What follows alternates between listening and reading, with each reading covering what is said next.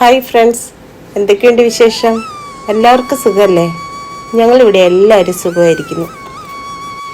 വിഷു കഴിഞ്ഞു എന്നറിയാം, എങ്കിലും എൻ്റെയും എൻ്റെ ഫാമിലിയുടെയും ഹാപ്പി വിഷു. എല്ലാവരും വിഷുവൊക്കെ ആഘോഷിച്ചോ? ഞങ്ങളും ചെറിയ രീതിയിലൊന്ന് ആഘോഷിച്ചു. ആഘോഷമൊക്കെ കഴിഞ്ഞ് ഈവനിങ്ങിൽ ഒരു മൂവിക്ക് പോയി. അതല്ലെങ്കിലും കഴിഞ്ഞ 1-2 മാസമായി എല്ലാ വീക്കെൻഡിലും ഒരു മൂവിക്ക് പോവുക എന്നുള്ളത് ഒരു റുട്ടീൻ പോലെയായി. മലയാള സിനിമ ഇങ്ങനെ കത്തിജ്വലിച്ച് നിൽക്കുമല്ലേ. മൂവിയൊക്കെ കഴിഞ്ഞ് ആസ് യൂഷ്വൽ ഡിന്നറും കഴിഞ്ഞ് വീട്ടിലെത്തി. വിഷു സ്പെഷ്യലായിട്ട് സദ്യ അല്ലാതെ ഞാൻ ഉണ്ടാക്കിയത് 2 മെയിൻ ഐറ്റംസാണ്, അടയും പായസവും. വിഷു അല്ലാത്തപ്പോഴും ഇത് രണ്ടും ഉണ്ടാക്കാമെന്നുള്ളത് കൊണ്ട് രണ്ടിൻ്റെയും റെസിപ്പി ഒന്ന് കാണിച്ചു തരാം. അടയ്ക്ക് മെയിനായിട്ട് വേണ്ടത് ഈ കാണുന്ന ഐറ്റംസൊക്കെയാണ്: അരിപ്പൊടി, തേങ്ങ ചെരുവിയത്, ശർക്കര, ഏത്തപ്പഴം, പിന്നെ കുറച്ച് ജീരകം, ഏലക്ക പൊടിച്ചത്. ഒരു ചേഞ്ചിന് വേറെ 2 ഐറ്റംസ് കൂടി ഇടുന്നുണ്ട്, അത് പിന്നെ കാണിക്കാം. ആദ്യം ഒരു പാൻ എടുത്ത് അതിലേക്ക് 1 കപ്പ് അരിപ്പൊടി ഇടുക.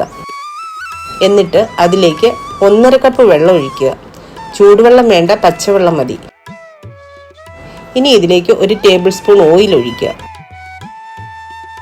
ആവശ്യത്തിന് ഉപ്പും കൂടി ഇട്ട് ഒന്ന് മിക്സ് ചെയ്യാം.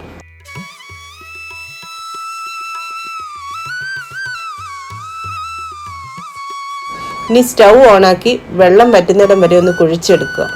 കട്ടകളൊന്നുമില്ലാതെ നമുക്ക് കിട്ടണം. അട ഉണ്ടാക്കുമ്പോൾ പലരും പറയുന്നത് കേട്ടിട്ടുണ്ട്, തണുത്ത് കഴിയുമ്പോൾ അട ഹാർഡായി പോകുന്നു എന്ന്. ഈ രീതിയിൽ ചെയ്താൽ എത്ര നേരം കഴിഞ്ഞാലും അട നല്ല സോഫ്റ്റ് ആയിട്ടിരിക്കും.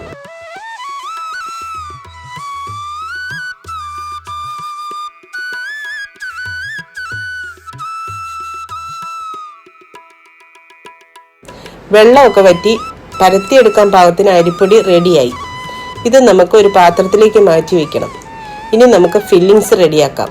അതിനായി ഒരു പാനിലേക്ക് 250 ഗ്രാം ശർക്കര എടുത്ത് അതിലേക്ക് ഒരു 1.5 കപ്പ് വെള്ളം ഒഴിച്ച് സ്റ്റൗ ഓണാക്കി ശർക്കര നല്ലതുപോലെ ഉരുക്കിയെടുക്കണം.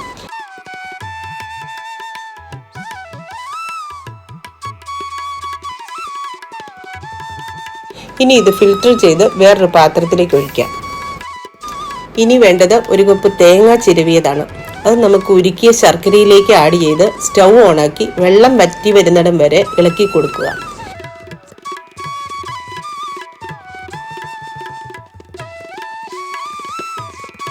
ഇതിലേക്ക് 1/2 ടീസ്പൂൺ ഏലക്ക പൊടിച്ചതും ജീരകം പൊടിച്ചതും ആഡ് ചെയ്യുക.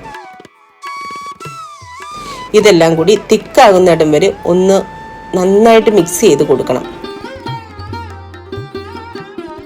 ഈ സമയം കൊണ്ട് വേറൊരു പാൻ എടുത്ത് 3 ടേബിൾ സ്പൂൺ ഗീ ഒഴിച്ച് അത് ചൂടാകുമ്പോഴേക്ക് അതിലേക്ക് ഞാൻ നേരത്തെ പറഞ്ഞ 2 സ്പെഷ്യൽ ഇൻഗ്രീഡിയൻസ് ആഡ് ചെയ്യാം: കാഷ്യൂനട്ട്സും റൈസിൻസും. ഇത് രണ്ടും ഓപ്ഷണലാണ്, പക്ഷേ ഇത് ചേർത്താൽ അടയ്ക്കൊരു റിച്ച് ടേസ്റ്റ് കിട്ടും.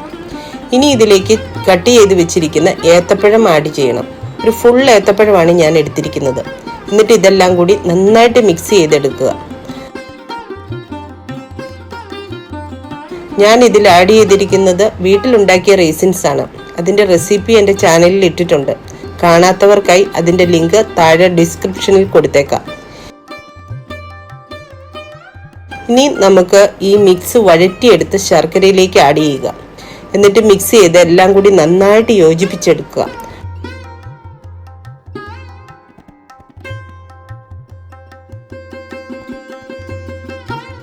അട പരത്തി എടുക്കാനായിട്ടുള്ള വാഴയില റെഡിയാക്കിയിട്ടുണ്ട്. റെഡിയാക്കി വെച്ചിരിക്കുന്ന അരിപ്പൊടി ഒന്നുകൂടി കുഴച്ച് ഇലയിലേക്ക് പരത്തണം.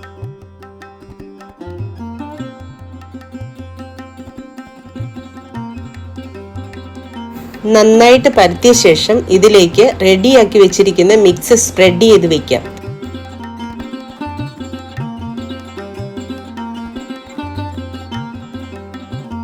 ഇനി ഇല മടക്കി ആവി വരുന്നിടം വരെ ഒരു സ്റ്റീമറിൽ വെക്കാം.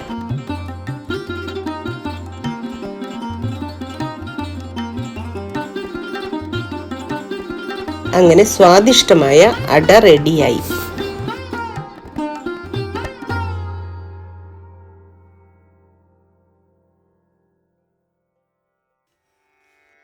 അടുത്തത് സേമിയ പായസം റെഡിയാക്കാം. അതിനായി ഒരു 350 ഗ്രാം റോസ്റ്റഡ് വെർമിസെല്ലിയാണ് ഞാൻ എടുത്തിരിക്കുന്നത്. റോസ്റ്റർ ആണെങ്കിലും ഞാൻ ഒന്നുകൂടി പെട്ടെന്ന് വറുത്തെടുത്തു. ഒരു പാനിലേക്ക് 2 ടീസ്പൂൺ ഗീ ഒഴിച്ച് അതിലേക്ക് വെർമിസെല്ലി ആഡ് ചെയ്തു. എന്നിട്ട് ഇത് നന്നായിട്ടൊന്ന് വറുത്തെടുത്തു.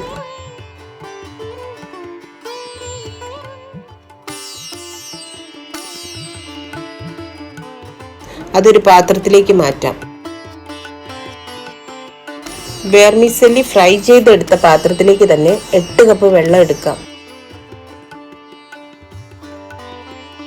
വെള്ളം തിളച്ചു കഴിയുമ്പോഴേക്കും ഇതിലേക്ക് ഫ്രൈ ചെയ്ത് വെച്ചിരിക്കുന്ന സേമിയ ചേർക്കുക. ഇനി ഇത് നന്നായി വേവിച്ചെടുക്കുക.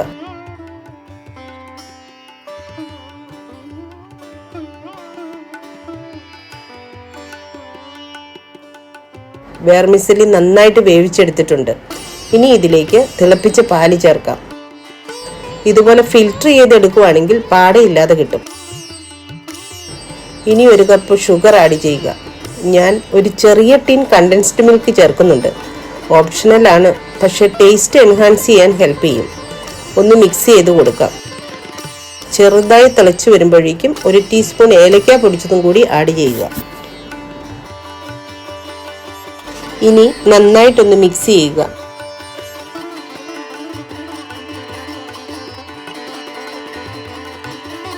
ഇനി സ്റ്റൗ ഓഫ് ചെയ്യാം. ഇനി ഇതിലേക്ക് ആഡ് ചെയ്യാൻ കുറച്ച് കാഷ്യൂ നട്ട്സും റൈസിൻസും ഗീയിൽ വറുത്തെടുക്കാം.